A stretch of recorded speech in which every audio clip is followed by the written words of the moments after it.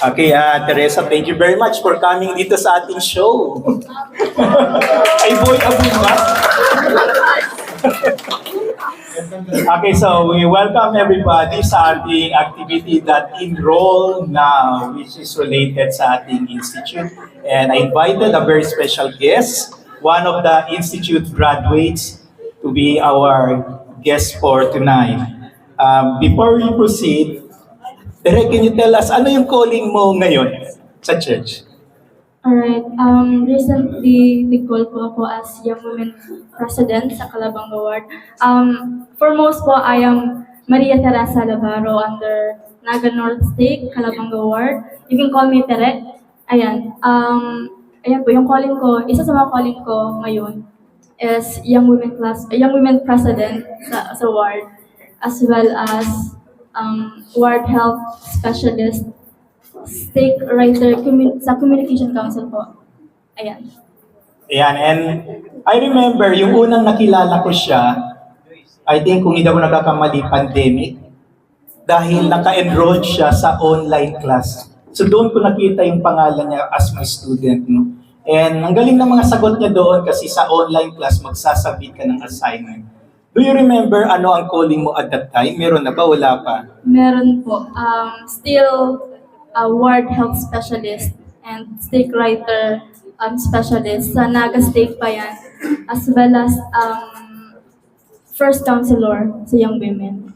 Okay, so for those years na you were an institute student, gaano ka ka-busy? Tell us.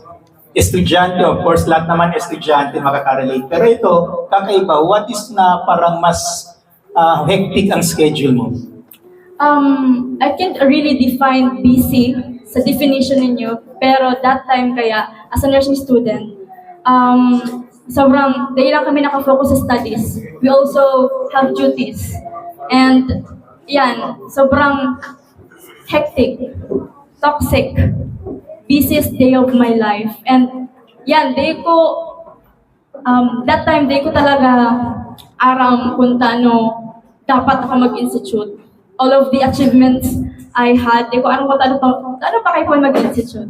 But then, yan, divine miracles happen. That's why I enroll in institute. Yeah, I understand. Kasi nung ako'y single, ang naalala ko, kasama ko sa YSA, meron din mga nursing students. Nursing students ka? Yes po. Okay. Ang nursing naman, ang alam nyo, nag-aaral at nag-duty.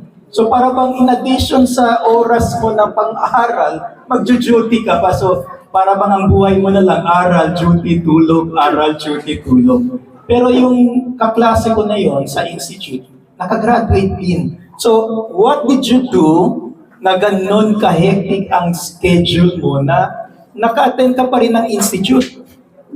Ayan po.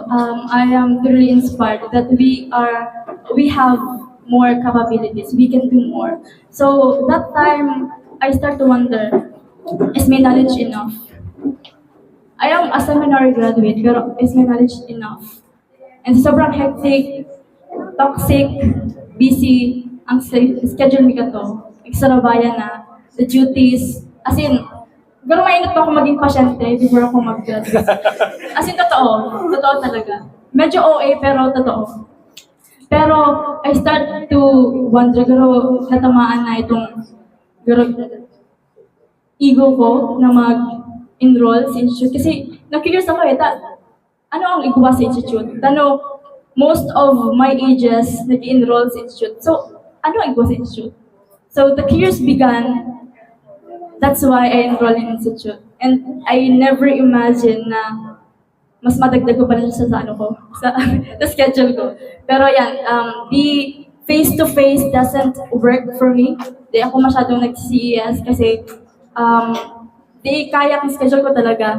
Di kayang isingit. So hindi ka pwedeng mag-attend ng in-person class? Yes. Okay. So yan, kaya bihira lang talaga ako makaigdi sa CES. As well as pag-attend ng activity, ganyan lang ako ulit nakadigdi sa CES. Di din ako nakaka-attend sa ward me, pero katong naaraman ko na the institute here offered online courses, I grabbed the opportunity.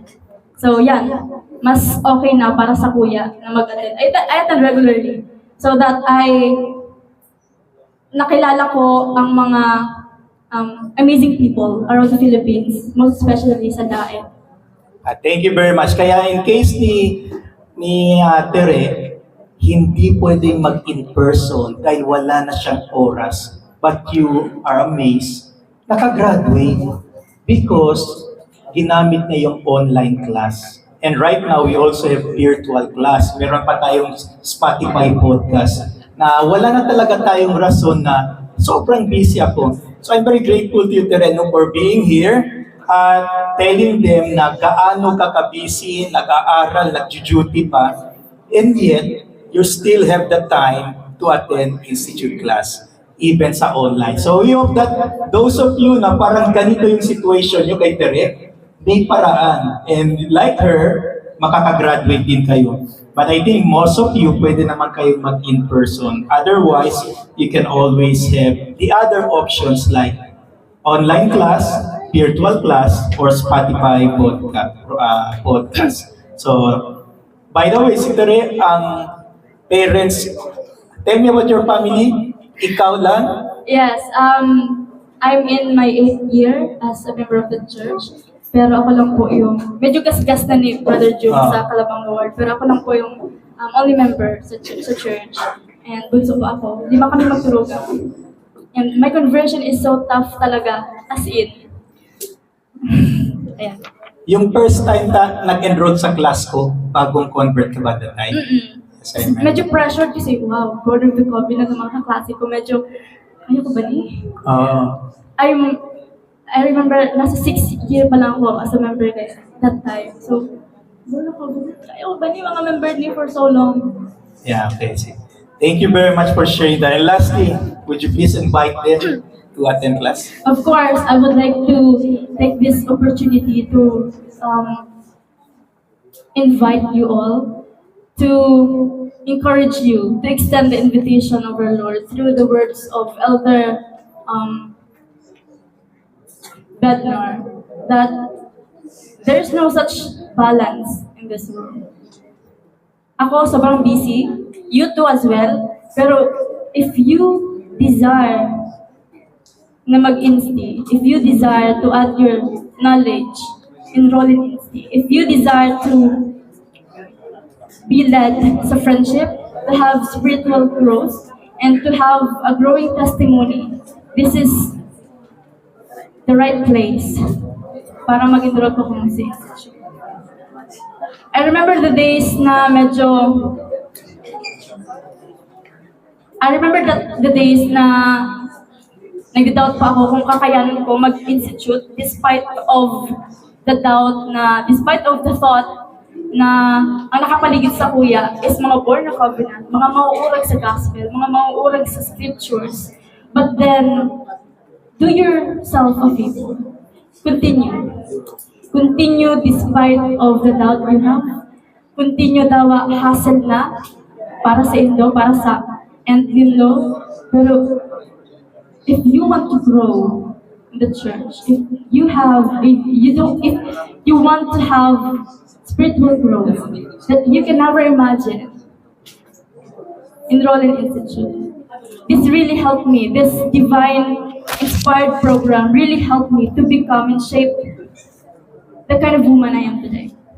Thank you. Maraming salamat. Brothers and sisters, began sa institute as a new convert, very busy, and yet nakagraduate. Kahit hindi nakakatid ng in-person, nakagraduate because of desire, because of other options. Let's give her a round of applause.